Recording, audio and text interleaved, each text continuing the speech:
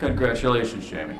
My man. Indeed, sir. Listen, you brought your daughter. Yes, I did. What would you like her to take away from this experience as a life lesson? You know what's amazing about this is that she's 11 years old and she said, Dad, okay, after this, can we go to the big awards, which is the Nickelodeon Kids' Choice Award. And being a 10 and 11-year-old, she just turned 11, you will expect that. Now, she may not know everything, she may not know the significance of everything that's going on tonight, but years from now, she'll be talking to her friend and said, me and my dad one night had a great time. We're going to go to 241, and next will be 102. Hey, Jamie, right to your right. Sam. Yes, hey, man, what's the, hey, man, thank you. Good for you. It's crazy. What did Charlize Theron whisper in your ear? She said, can we get together and talk about Oscars? No, but actually, to be honest with you, when you see people like Charlize, when you see people like Halle Berry, immediately the first thing you think of is how beautiful they are, but you really do connect on a different level when we're talking about art. That's the greatest thing about this, is that they've shared the same, feelings. So they were basically giving you an insight on what was going to happen. Halle was tapping me on my shoulders before, like, you ready? Are you ready for this? So it's great to just to be in that league. It's beautiful.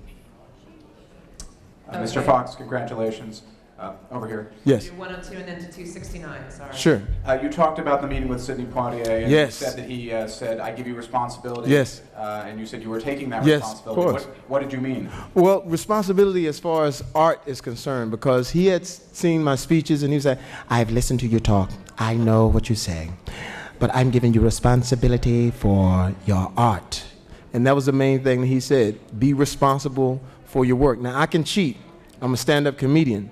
So that means that if we do not have the movie that we think is going to be a responsible movie, I will go on the road and I will see you somewhere in Poughkeepsie, Detroit, whatever like that, doing stand-up until we find the right piece.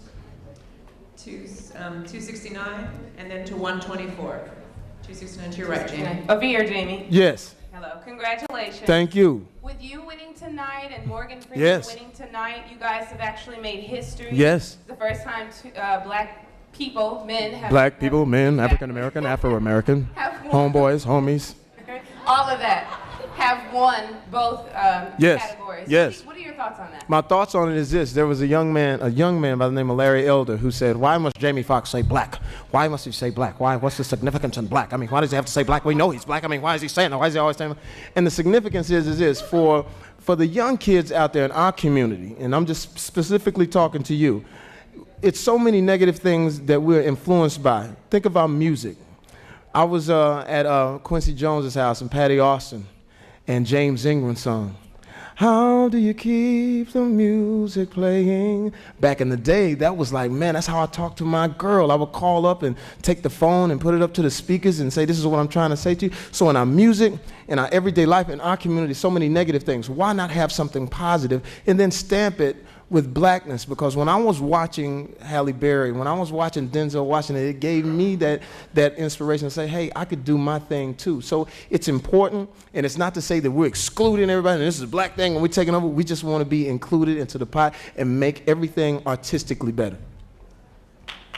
124, and next will be 284 in the back. Mr. Foxx, to yes. your left. Yes. To your left, please. Yes. Hi. Congratulations. Thank you. For months, you've been touted as the front runner, yeah. sure thing.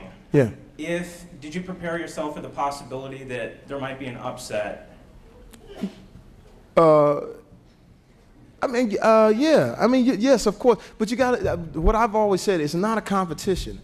It is a celebration of everybody's art. And it's really not that. When we started off with Taylor Hackford in this movie a couple of years back, we simply wanted to do the best we could for a movie. Once it's out there, you have no control over voting. You have no control over any of that. All you can do is show your best hand and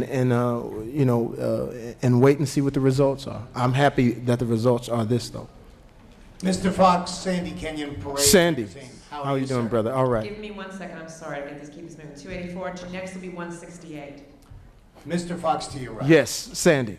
What were you thinking at the moment they called your name? I was thinking the right people to hug. My daughter, I said I want to make sure I embrace her, and then just acknowledge everybody that was in the immediate area that had something to do with Ray and the people that were sitting next to me all night, and we were talking back and forth. And then it was just off to the races with whatever came to my mind and to my heart. That was it. 168 and then to 118, which will be the last question. Sorry. Guys. Jamie, other way. Yes, brother. Wanted to ask you a question I asked you at the Golden Globe Yes. Awards. What this means as far as what you feel towards Ray Charles. Yeah. The importance of you winning this award because of this particular role. Yeah. Well, I will tell you this. I said earlier at the Golden Globes that I was the supporting actor, and Ray Charles was really the leading actor. A lot of the Academy members that came up to me when I was at the nomination lunches and out, you know, at the different functions would say, that was my era. That was my music, and thank you for bringing that back. Thank you for giving Ray Charles another life. He will go down in history now. Thank you for the change, a little bit of culture, because Ray Charles now is being played in the Escalades as you drive by, you know, on the street. You're thinking, oh, they must be playing what kind of play? And you hear, I got a young kids are getting into it, and it's great because my daughter and all of her friends, you know, they're getting into this music, and it's great to see that type of music being celebrated. I was at my house, I'll tell you the story. I was at my house the other night, and there were people in my house from 18 all the way up to 50, and we put on the Ray Charles CD, and we danced to all of those songs, and nobody even tripped that, oh, it's you know, it's not any rap lyrics, it's not any, you know, any foul things going on. It was beautiful. 118. Mr. last Fox, question. Mr. Fox, Yes. Gigi Gracia at UPN, congratulations. Yes, thank you so much. On stage you said, let's live the African American Yes. dream. Uh-huh. Can you tell us what that dream I is? was speaking to my managers, Jamie and Marcus King. In this business, sometimes you get pulled from different ways, and sometimes people will say, you know, your managers, I don't know, you know, you could probably go a little further with somebody else, and they would even say maybe if somebody of a different color. That's been said, and I said, listen, no matter what it is, we'll stick to it, we'll stay together, because 17 years, they become my family. So when I say American Dream, I drop that in now on them just for them at that time. Thank you. Thank you. Congratulations.